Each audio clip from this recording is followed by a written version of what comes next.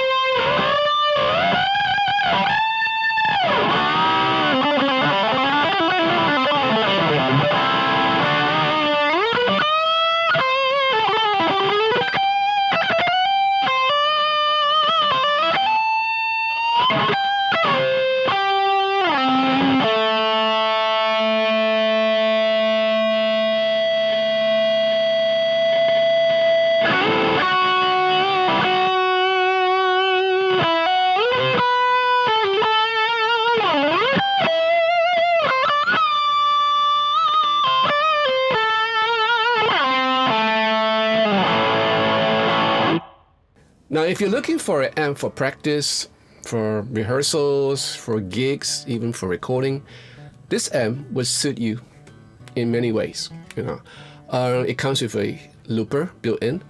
So if you're practicing, like, I used to practice in the studio with a looper, but mine is like physical looper. Now this amp comes in with a looper by itself. But in order to use a looper, you need to get the foot switches. And you can either choose between the FS12 or the FS13. The FS12 is a foot switch that I reviewed a couple of many videos back from Blackstar, and that is really good if you're using this amp for a gig. You can actually program your presets and everything. It's all programmable, and this amp gives you the functionality, the capability to program your effects and your sound and everything, and store it in a whole configuration, and call it up through the foot switch, the FS12. But if you're gonna, and you can actually have the FS13 as the dedicated looper if you want to. But if you're just playing this at home and just practicing a guitar with this, then just get the FS13, because then you have the looper function and all that. But what the heck, just get the FS12 or the FS13 for all that matter. But in any case, this guitar features two 10-inch speakers. This is from Blackstar. But the fantastic thing about these speakers is that the effects are all in stereo, and they call it a super wide stereo.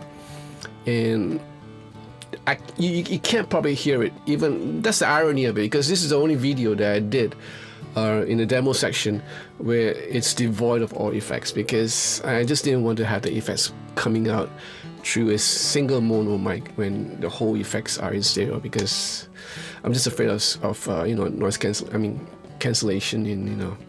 So the only way you can listen to it is like if I mic it out in stereo, which is gonna take out a whole lot of time and effort, which I didn't do it. Go down to your shop once this whole this situation is over. Go into a shop and hear it. It's incredible. The super wide stereo is really super wide stereo. I'm playing with this amp here, right, and my right ear is here. But I can feel the spaciousness of the effects in this room, and it's crazy.